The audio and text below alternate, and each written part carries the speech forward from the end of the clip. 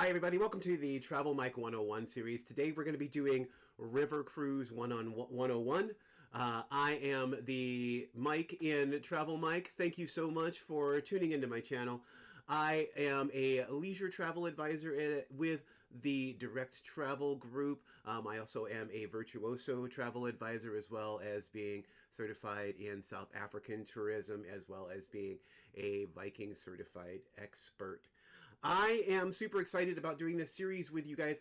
I actually started this series in person and realized from the amount of online interest that was being garnered that I really needed to record these, put them out so that the information was just available to a wider audience.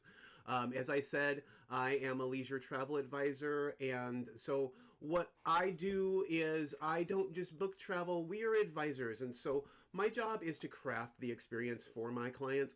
So in essence, we have a conversation about where you want to go, what you want to see, and then together we put together, you and I, the best way, whether that's going to be a land tour or maybe a combination of a rail tour and something else.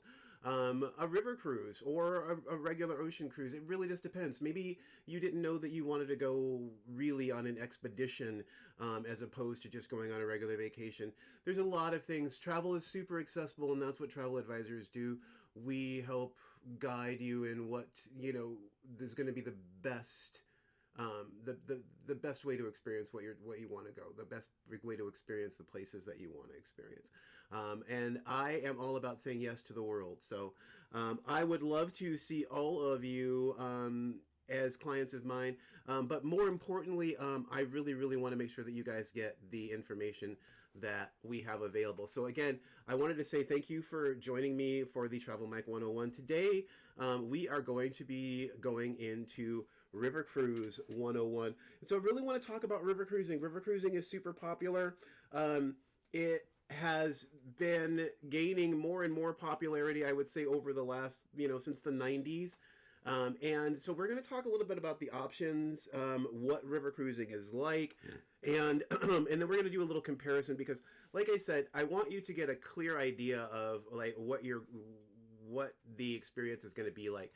So in river cruising, oh, and again before I go, so really quickly, if you want to reach me, I am again available. I'm under the KD Travel Group. So you can reach me at kdtravelgroup.com. My direct email, Michael Jones, or michael.jones@dt.com for direct travel. My Popple's right there if you want to go ahead and just scan that, and that will give you my contact information. You could also reach me at any of my socials, which are all going to be down here in the comment section. So please do reach me on Facebook, Instagram, TikTok, and of course right here on YouTube. So again, let's start up with River Cruise 101. So what is a river cruise? Let's talk about what river cruising is. So when we're on a river cruise, what we want to take into consideration is that river cruises are always going to be smaller ships, right? They've got to go down rivers. So that's where you get that long ship style, right? So not the big towering ships that you're going to see out on the ocean. These are going to be smaller ships. Typically, you only have about 150 to 200 guests on a river ship. The great part, of course, is that if you're going to go see places, river ships get to go into those smaller places, right? They don't have to come up to the coast, or they're not limited in that way. They can go into the interior of countries, and they can dock right up in city centers. Unlike on a river, on an ocean cruise rather, where you have tenders, where you may have to go back and forth from the boat, or there's long transfers. You don't have that. Typically, in a river cruise, you're going to dock right in the middle of a city or middle of the port that you're going to, and you're going to be able to they basically get off and go right into being immersed in the culture and doing all that. The other thing is that river cruises are typically always going to include some sort of excursion, some sort of daily guided tour. That's typically a walking tour, and it's going to be centered around whatever the location is that you're in. So that's typically, if you're in Vienna, then it's going to be centered around the history of Vienna. If you're in Paris, probably centered around, the history of Paris, maybe a museum tour or something like that.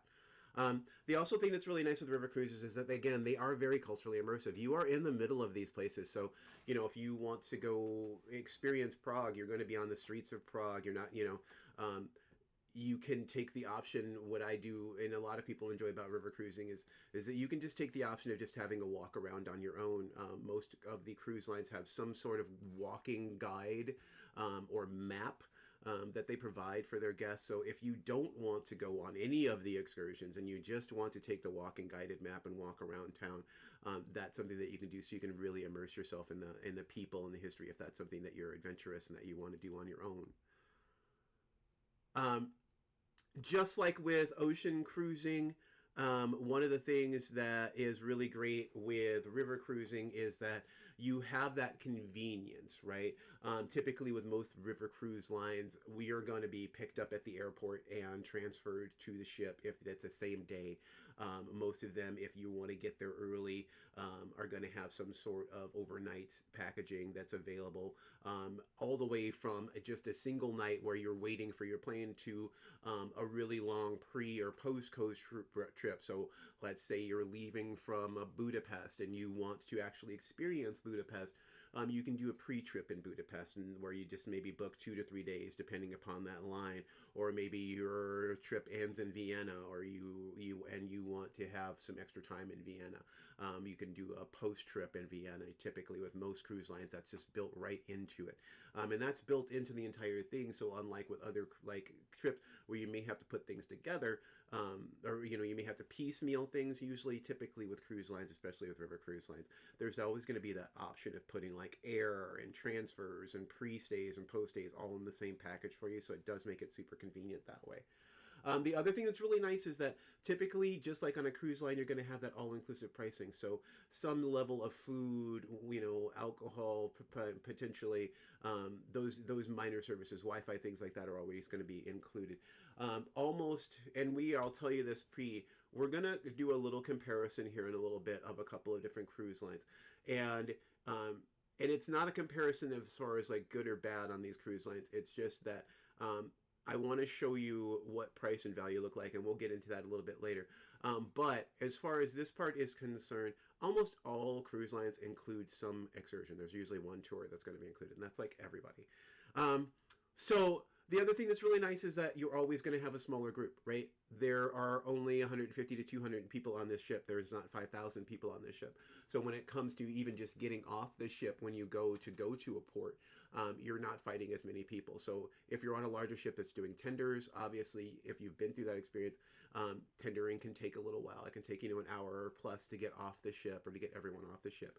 River cruising is not like that. You're always going to have a smaller group for your touring, and you're always going to have a smaller group on the ship. So when you do those excursions, you're almost guaranteed that you're going to have a smaller, more intimate experience with those.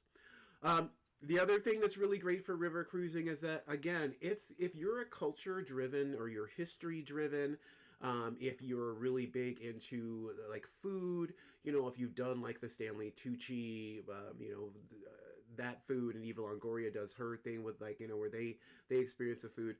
They've got the bread one now that they're doing. So if you really want to experience culture, river cruising is definitely the way to go, because again, you're going to be in the middle of everything. And each of the cruise lines, again, has some sort of tour that like is going to take you even deeper into the culture of the area. You also typically have someone on board that's some sort of a cultural expert. And then again, most of the cruise lines also do some sort of like cultural specific nights, or they do things like that. And the cultural education is also part of most of the lines. So you get that experience as well. So river cruising obviously has become this sort of huge thing. Obviously, the Danube and the Rhine, hugely popular. Almost every single river cruise line does the European river cruise. So, and that's up here. And obviously, it has become so popular with so many different lines that river cruising has exploded all over the world. You have river cruising on the Amazon, you have it on the Douro, the Mekong, the Yangtze, the Nile, all of these very popular rivers The Amazon is getting hugely popular. The Yangtze also getting hugely popular. The Douro is one of the favorite European still rivers, but people just absolutely love that one. And of course, the Nile is one of the most classic and iconic river cruises available. So all of these, but for today in particular, we are just going to kind of focus on the Danube and the Rhine. The reason that I want to focus on the Danube and the Rhine for this particular one is because they're the most well known. They are the most popular. And most of the lines run on the Danube and the Rhine. The nice thing I like about the Danube and Rhine, especially for today's presentation, is that the Danube and the Rhine allow us to, because so many lines run on those, it allows me to give you some information on what is the difference in different lines that are running on the Danube and the Rhine. So we're going to focus on those two today. When we talk about the Rhine versus the Danube, the excuse me, the Rhine is going to be your storybook Germany, right? So the Rhine's going to be your castles, your medieval villages, your vineyards, whereas on the Danube, you're going to be looking at those big city capitals, right? So you're going to be looking at, Bratislava and Budapest, Vienna, the big, beautiful cities that you want to look at. And so if you want to think of it in terms of the Rhine is going to be more of your casual countryside, storybook again, and you're going to be, getting that big culture, the museums and the opera houses and all of that on the Danube. So those are going to be the two big differences. So that's kind of where we start off with our decision, right? Well, I want to go on a river cruise. Okay. I want to do the Rhine and the Danube. All right. Well, let's talk about, and as a travel advisor, that's what we do. There's no cost to work with us typically. And I don't really charge any sort of service fees myself unless you're working with like a massively large group, and that is a very, very dependent thing as well. So having that conversation with someone who is knowledgeable, someone who can point you in the right direction, and also, as travel advisors, it's not our job. And if you are in this situation, if you find yourself in a situation where you're working with a travel advisor where you feel like you're being pushed into purchasing something, probably not the person that you want to work with, because my job is not to get you to buy something. My job is to make sure that you're taking the vacation that best suits you and that you enjoy the most. So, as I was saying, the Rhine and the Danube, those are the two differences there. And, we can do both. You could do just one. But knowing that like little base thing, right? Rhine, countryside, Danube, city. That's really the easiest way to think of it.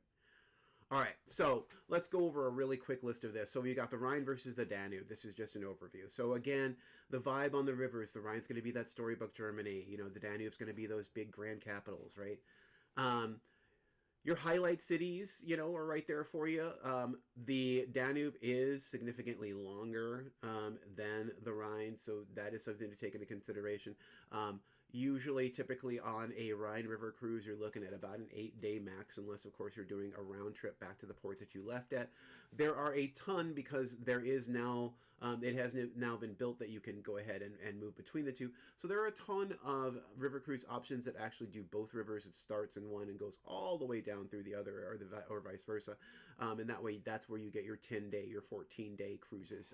And so you do have that option of doing both. And it is magical, so it's absolutely 100% worth doing that.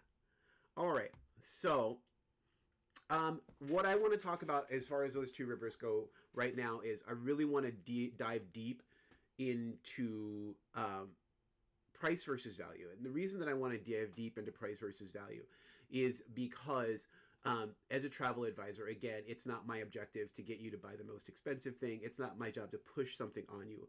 I am not here to separate you from your money. I am here to make sure that your money does the most for you that it possibly can. So when we look at river cruising, there's things that we want to look at, right? We don't want to be looking at fares. And I know that sounds really weird, but if you said to me, Mike, how much does a river cruise cost? I am going to just say, this isn't arbitrary, right? Because what I'm going to say is, it's really dependent upon the experience that you want to have. Now, if you were going to ask me, like, what should I have, in reserve, I would say probably start at $7,500 in reserve to have, regardless of the line that you're going to have on.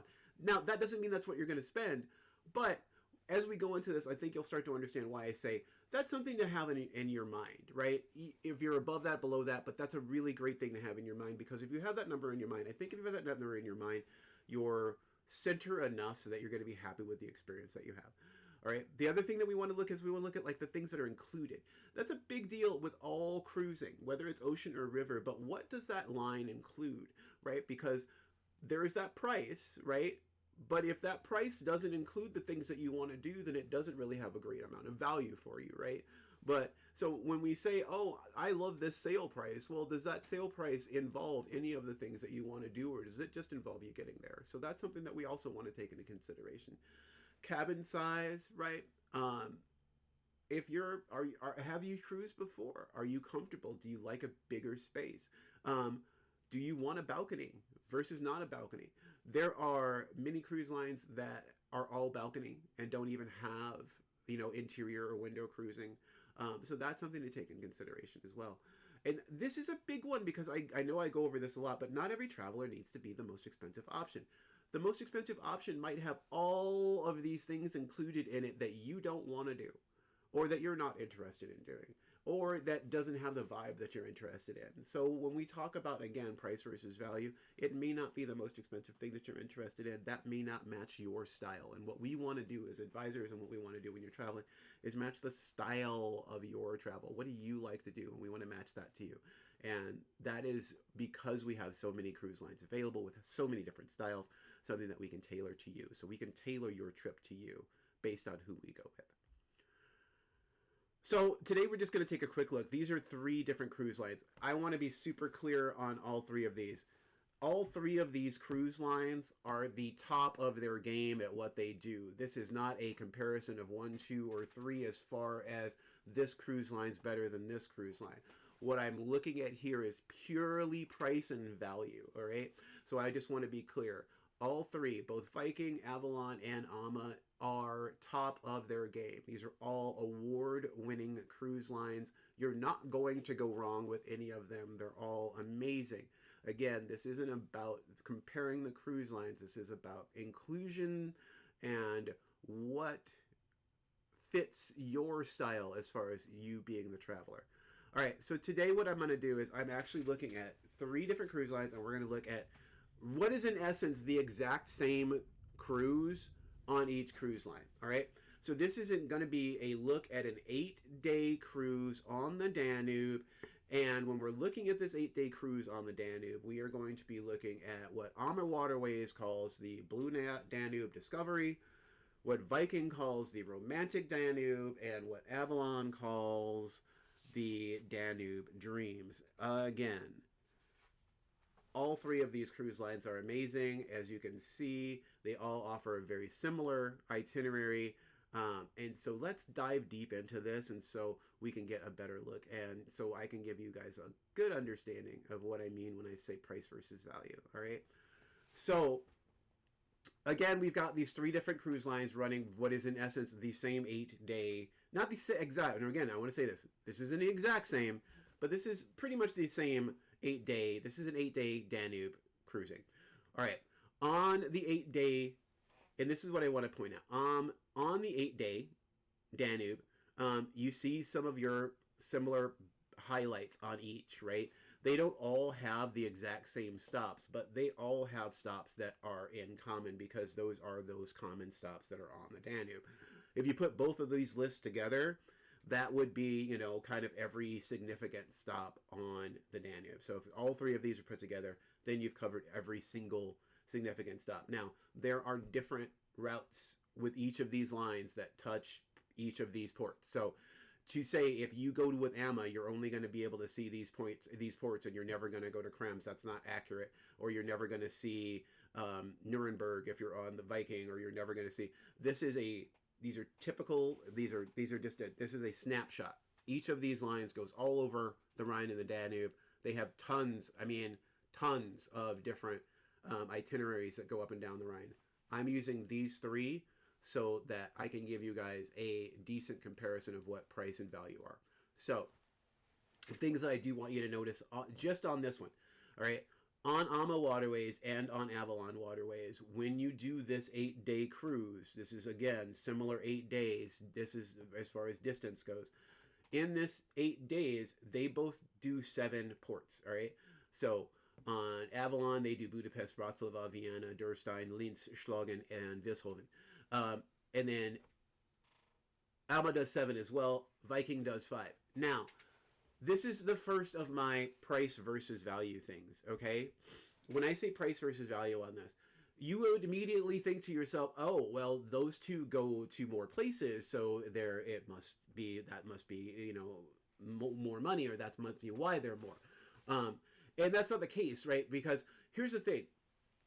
Both AMA waterways and Avalon waterways intentionally have what is considered a more active ship than Viking. Viking prides themselves on their Scandinavian, slower paced, like they're not trying to go, like this is intentional. So when you look at that and you say, well, Viking doesn't go to 8 ports, it only goes to 5, that's because that's Viking's vibe, right? Viking wants to be slower. They want to go at a slower pace, right?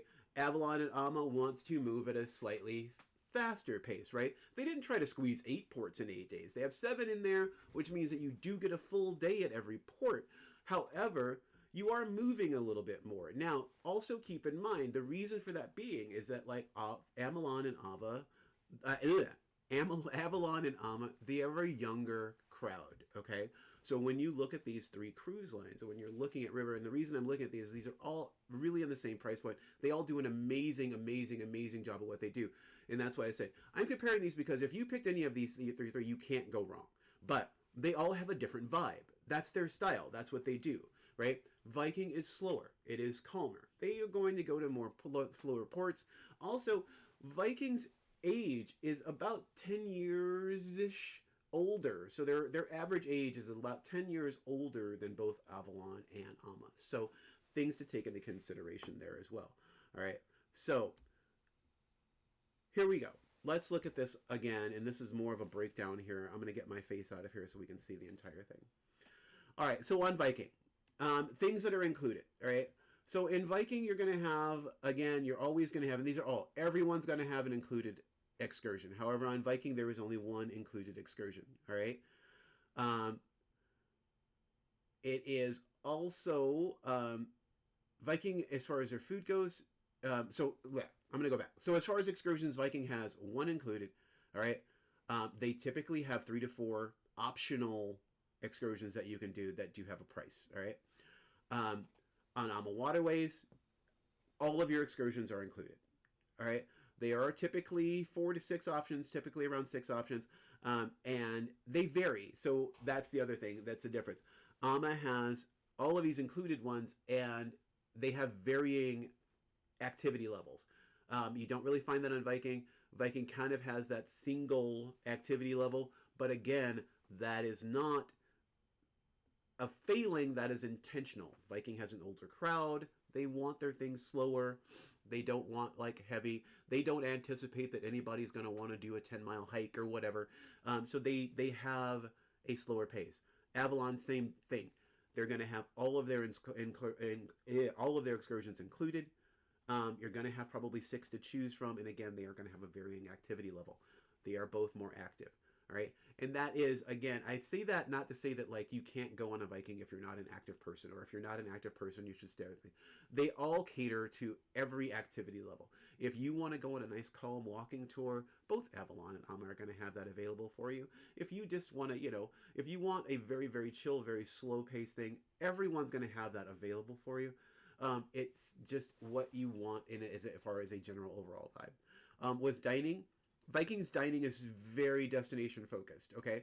So while they are not necessarily what you would consider the fine dining that you would see on the other 2 lines, they are really, really well known for their destination dining. In fact, Viking's German night is supposed to be one of the most fun evenings on any cruise line. So again, it's what they do well, right? So they do what they do, and they do what they do well. So Viking's very destination focused. So you're going to have, a lot of foods that are styled in or in the style of whatever the local cuisine is wherever you are. Now that doesn't say that you're not going to get those on the other two lines, but Amma and both Avalon both focus on a very farm to table fine dining experience. Other things that are going to be taken into consideration when you look at dining on these.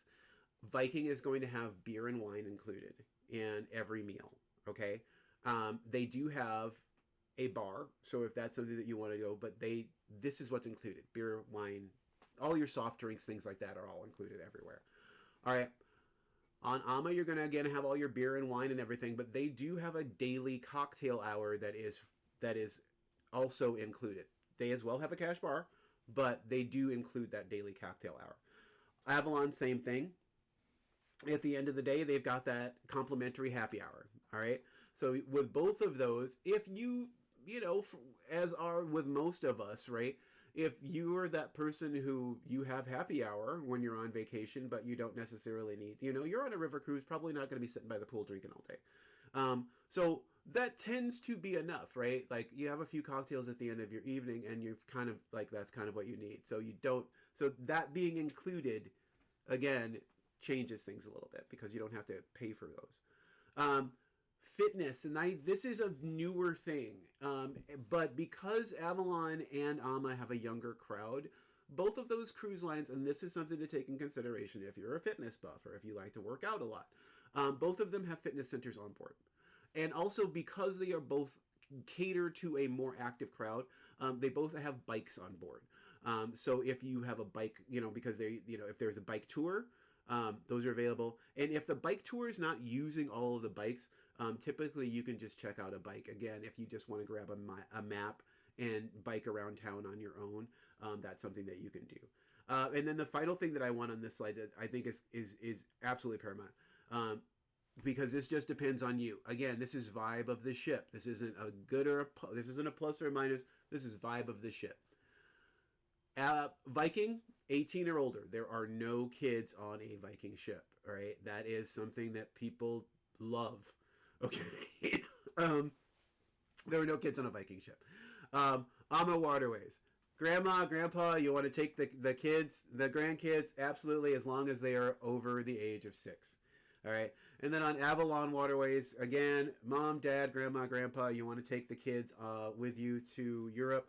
You got to be 8 on Avalon. So as long as the kids are over 8. So that's something to take into consideration. You're on Avalon, everybody's going to be over 8 years old.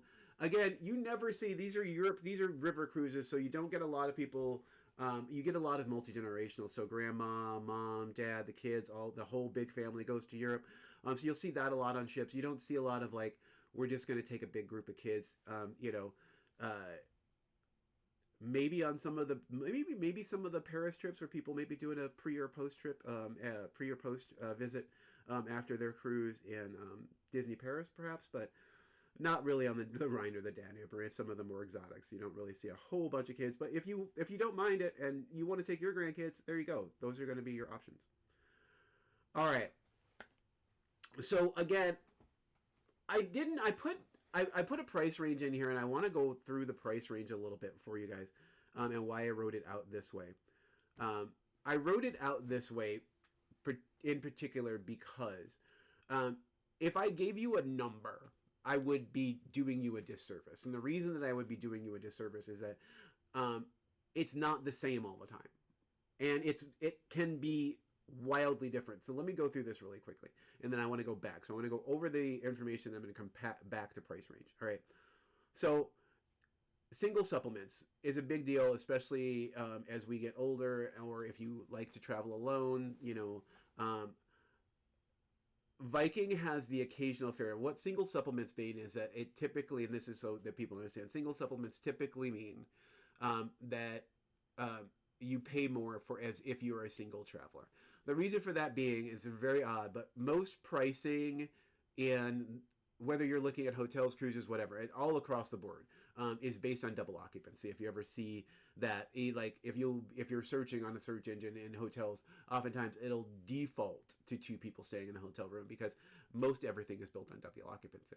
So with Viking, they have occasionally released single supplement free fares where they just basically have single fares. Okay, that difference being on Alma and on Avalon, both they have single fares that are on select sailings, so they are always there on those select sailings.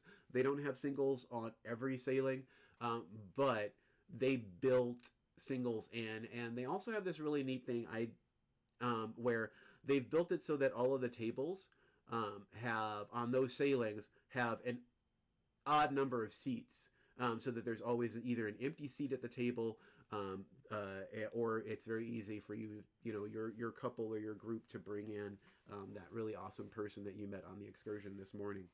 All right. So when we go into ship style, Viking that Scandinavian minimalist feel. They want you to feel authentic. And that's their thing. They're that authentic Viking Scandinavian feel.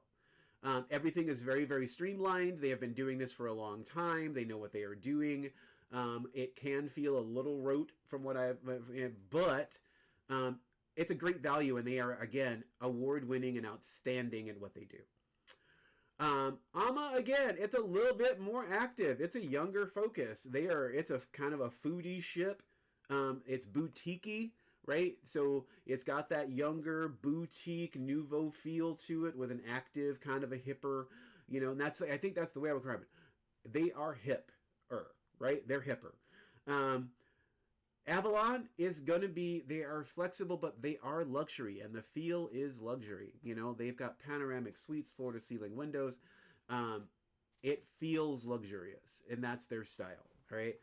Again, all 3 of these lines are amazing at what they do, but when we talk about price range, Viking is probably going to be your lower price range overall, okay?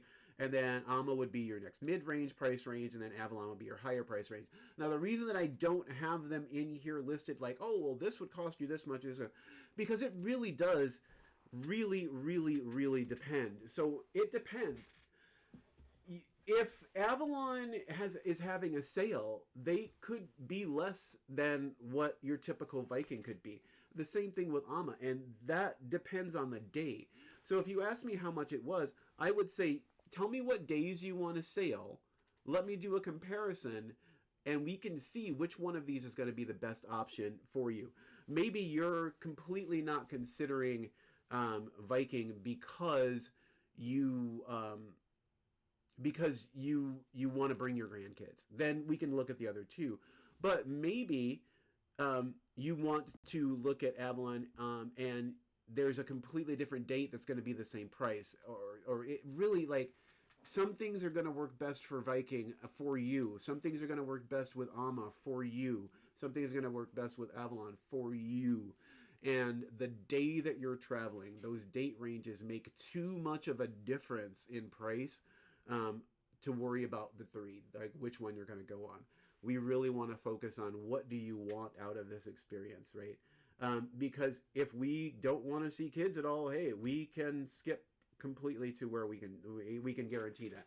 Or maybe we go with Avalon because we know what we're going to have older kids. Or maybe we want to be super active, and you know that you and your spouse like to wake up in the morning and go running or rock climbing and a 10-mile bike ride, or whatever. You want to make sure that you're at the highest activity level the entire time you're there.